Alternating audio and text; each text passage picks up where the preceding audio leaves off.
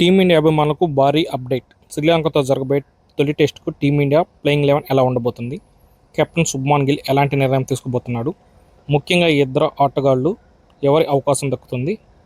ఈ వీడియోలో పూర్తి ప్లేయింగ్ 11 ప్రిడిక్షన్ చూద్దాం. భారత్ శ్రీలంకతో టెస్ట్ సిరీస్కు సిద్ధమవుతుంది. శ్రీలంక పరిస్థితిలో స్పిన్నర్ల పాత్ర చాలా కీలకం. అందుకే ప్లేయింగ్ 11 సెలక్షన్ చాలా ఇంపార్టెంట్. చిన్న తప్పిదం కూడా మ్యాచ్పై ప్రభావం చూపే అవకాశం ఉంది. ఓపెనింగ్లో అనుభవం, స్థిరత్వం రెండూ కావాలి. మొదటి గంటలో వికెట్లు కోల్పోకుండా ఆడడం చాలా ముఖ్యం.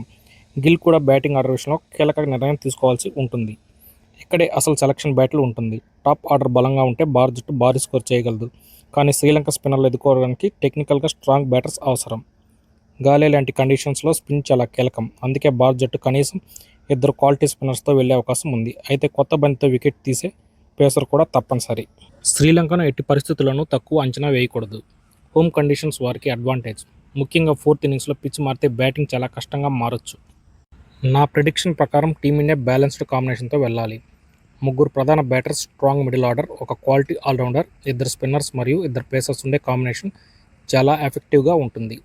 మరి మీ ప్లేయింగ్ 11 ఏంటి? ఈ 11 మంది భారత్ బరిలోకి దిగాలని మీరు అనుకుంటున్నారో కామెంట్ చేయండి. ఈ వీడియో నచ్చితే లైక్ చేయండి. పిఏకే స్పోర్ట్స్ని సబ్స్క్రైబ్ చేయండి.